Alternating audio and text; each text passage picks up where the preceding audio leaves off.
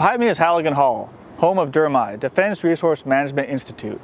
This year, DRMI turns 50, and to honor this occasion, we look to see how DRMI strengthens us and our allies. Is 150, and for 15 bays is how much? 250. 250, okay. Folks in the Department of Defense are really clamoring for more information, and so they are looking to us to continue to help them understand, how do I do something better? Managing government resources is never easy because there's so many things that you have to do because of legal or budget or other considerations that just don't happen in the private sector. For those of us on faculty here that teach, we always get a lot of great experience working with various U.S. and international students. We cover all the services here in the U.S., as well as other DoD agency personnel, and then all the international countries and partner nations represented that send folks here. Really provides a great cultural learning environment for us, for them, the interaction. We're able to interact with admirals and generals, and that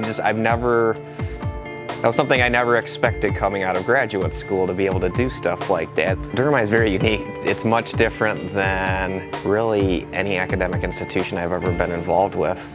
At the senior level, we have folks who are things like the Surgeon General of Canada, who was our student 2 years ago in our senior course. The King of Jordan was our student. We've also had 2 former kings of other countries, many chiefs of staff, number of deputy directors or deputy ministers. Most recently, this summer, we had the Deputy Minister of Administration for Liberia.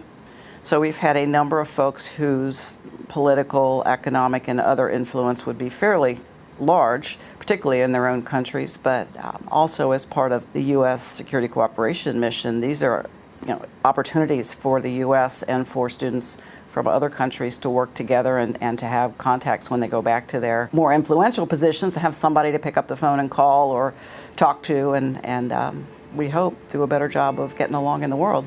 In residence, DRMI offers 3 main courses. We offer the Defense Resources Management course, which is a 4-week course for U.S. and international participants, and that covers the main points of the planning, programming, and budgeting system, not U.S., but a generic type system in which we think about better ways to make resource allocation decisions.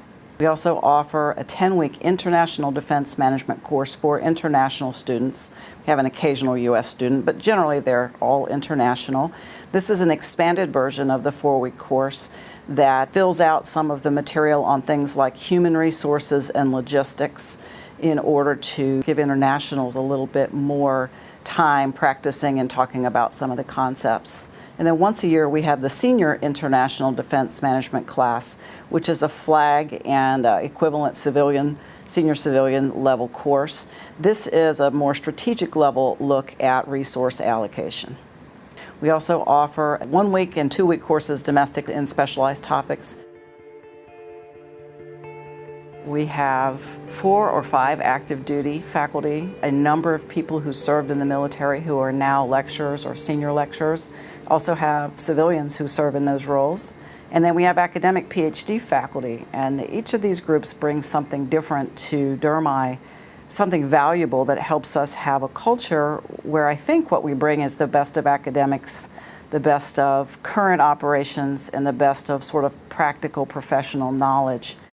It's a very interesting teaching and learning environment for us and the students. We go back and forth from giving a standard, lecture in front of all the students for about a 45-minute period, and then we go into smaller discussion groups where we get to break down and actually work with the students more hands-on, analyzing the type of material we just taught in the lecture in problems and case studies, so they get the chance to actually work through what we taught them in lecture. So it's very unique, and I really enjoy the opportunity to get in front of and work with them and see them really grasp the concepts and actually, as I like to say, get it over that discussion period, the concepts we taught in the previous lecture.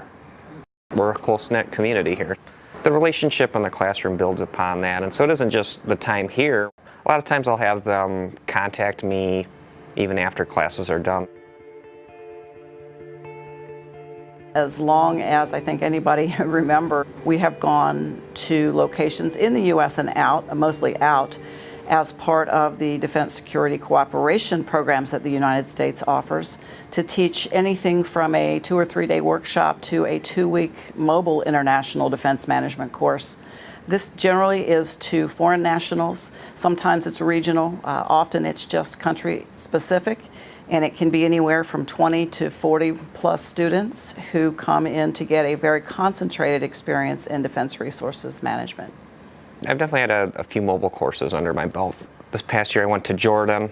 I've been to Malaysia a couple of times, Armenia a couple of times. I was able to go to Honduras and teach for a week there, or in Kosovo in Europe, at Fort Benning actually, at the Western Hemisphere's Institute for Security Cooperation, which focuses on teaching Central and South American countries.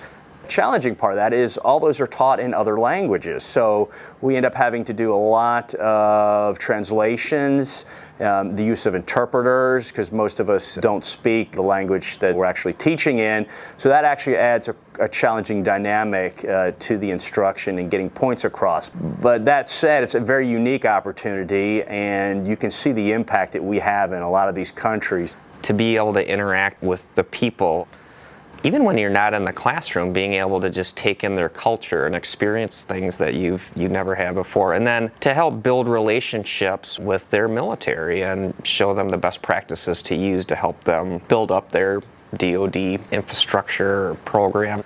We're really building friendships with a lot of these peoples. That goes a long way. It's hard to measure that, but I think that's really important. You must do it this way, or in the U.S. we suggest this. That's not what we do. We talk about how you could do things better and what might work in different situations. So I think culturally we are very open, we are very American in the sense that we're casual and we're willing to talk about things as colleagues so that we can talk to each other about the ideas that we want to explore. When we return, E3O, Energy Efficient Expeditionary Operations.